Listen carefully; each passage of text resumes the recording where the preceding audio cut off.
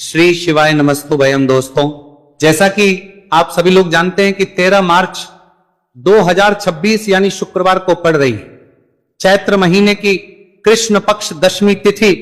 और दोस्तों, यह वह तिथि है जो चैत्र महीने में पड़ने वाली सबसे बड़ी तिथि है, क्योंकि ये शुक्रवार के दिन पड़ रही है, जो बहुत ही खास है। और दोस्तों, आप सभी लोग जानते हो शुक्रवार का अगर सबसे बड़ा कोई उपाय है तो वह 7 गेहूं के दाने वाला उपाय है। तो दोस्तों, इस शुक्रवार के दिन आप लोगों को इस उपाय को जरूर करना है।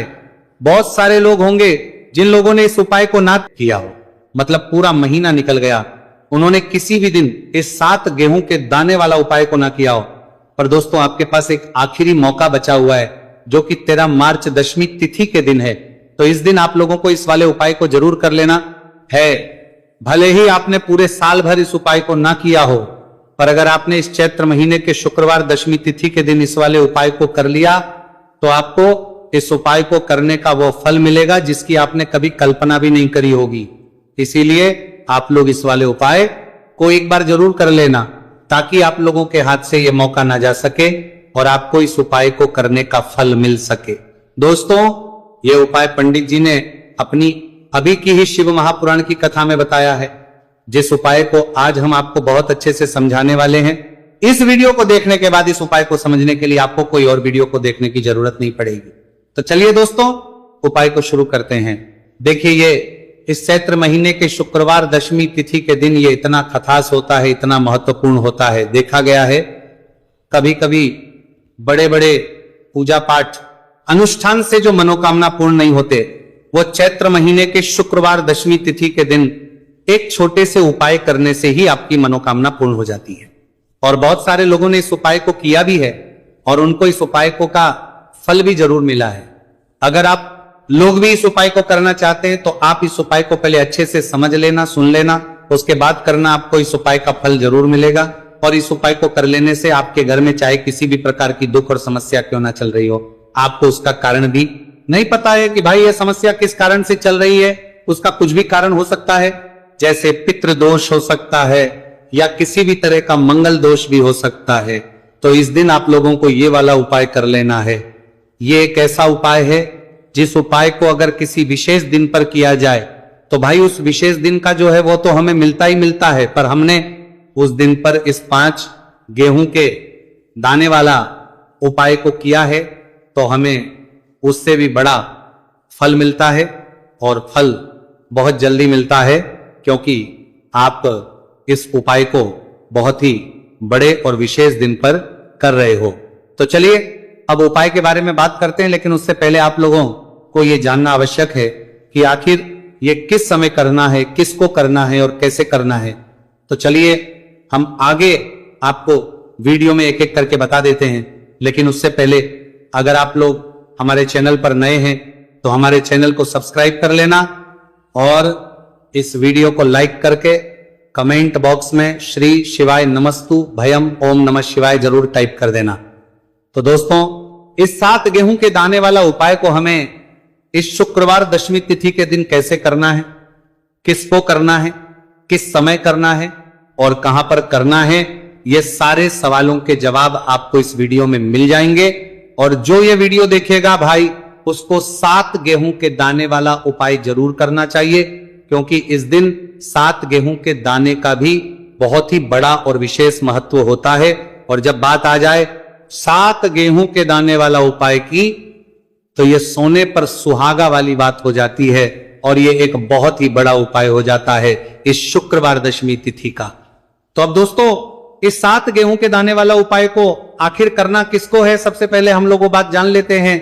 तो देखो, घर की जो बड़ी माताएं बहनें होती हैं, उन माताओं बहनों में से कोई भी एक बड़ी माता बहन इस वाले उपाय को कर सकती हैं। और दोस्तों, अगर आप चाहे तो अपने घर में से सभी सदस्यों को भी इस उपाय को करवा सकते हैं। अगर किसी व्यक्ति की खुद की कोई मनोकामना है, खुद की कोई दुख और परेशानी है जो कि वो अपने लिए ही करना चाहता है, इस वाले को तो वो खुद अपने लिए भी कर सकता है।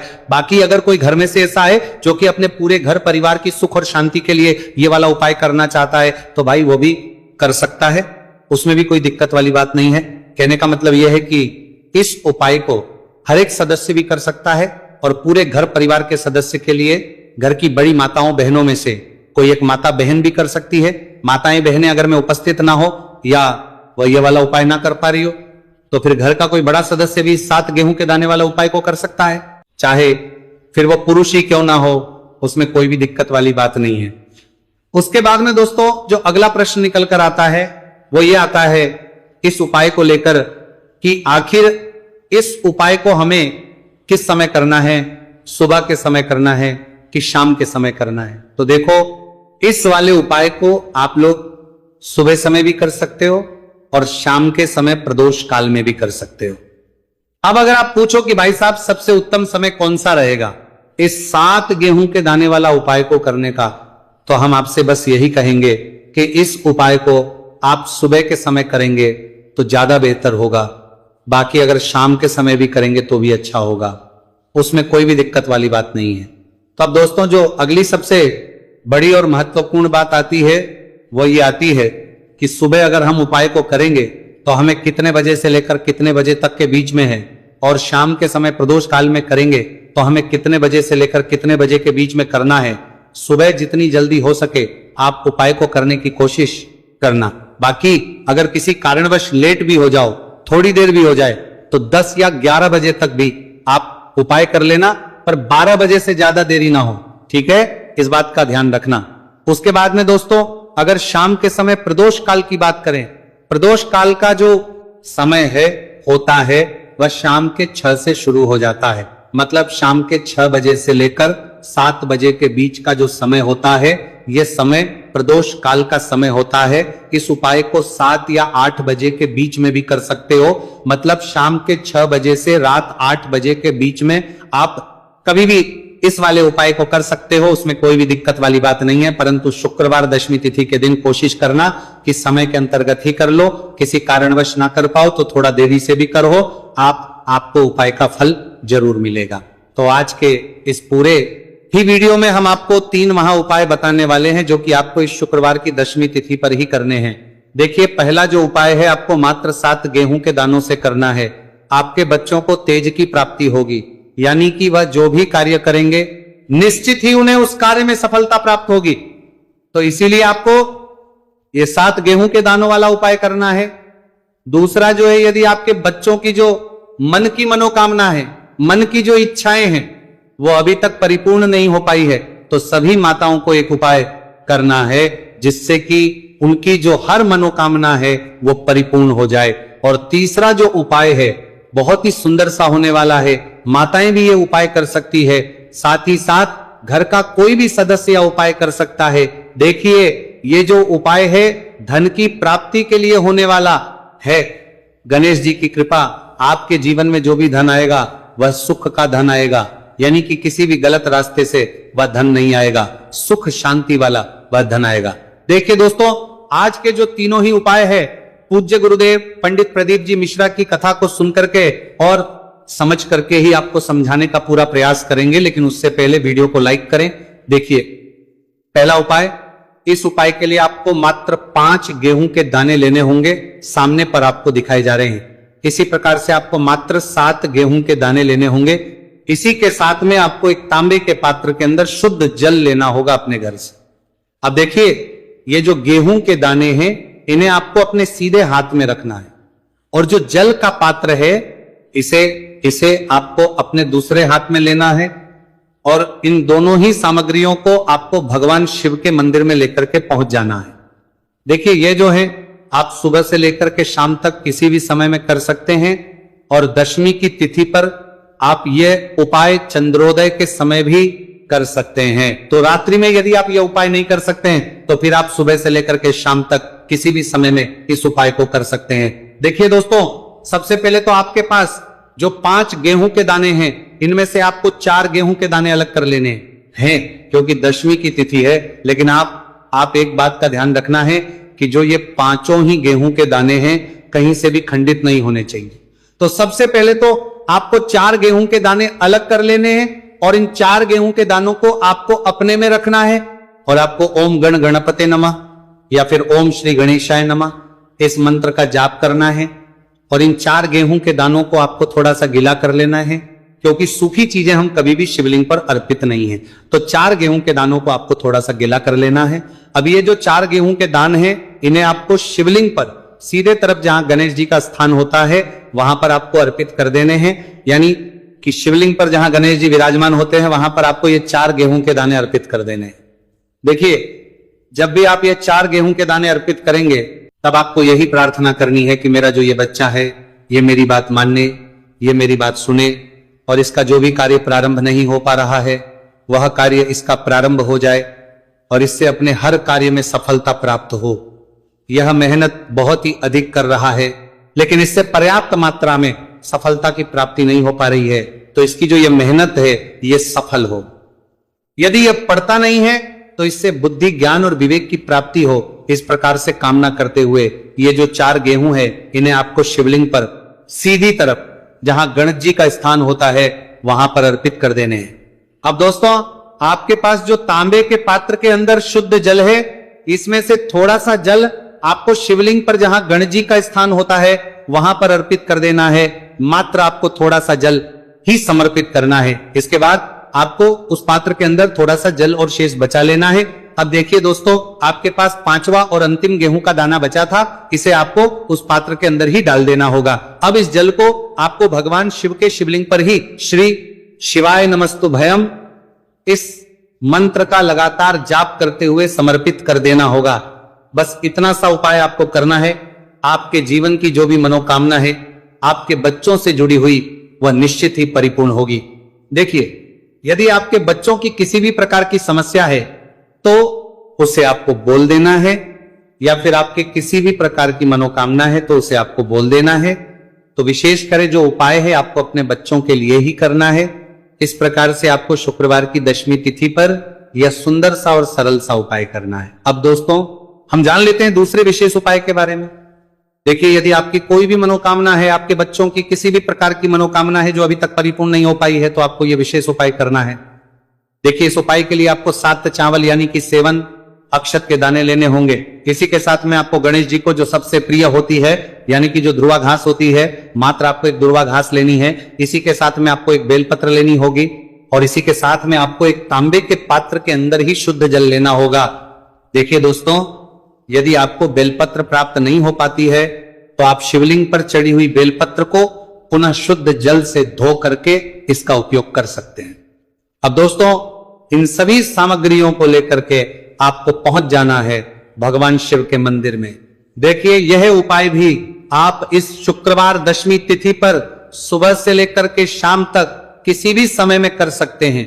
देखिए, आपके बच्चों की जो भी अधूरी मनोकामना है यह परिपूर्ण हो जाए, ऐसे भाव रखते हुए आपको यह उपाय करना है। देखिए दोस्तों, सबसे पहले तो आपके पास जो 7 चावल के दाने हैं इन्हें आपको उस जल के पात्र के अंदर डाल देना है।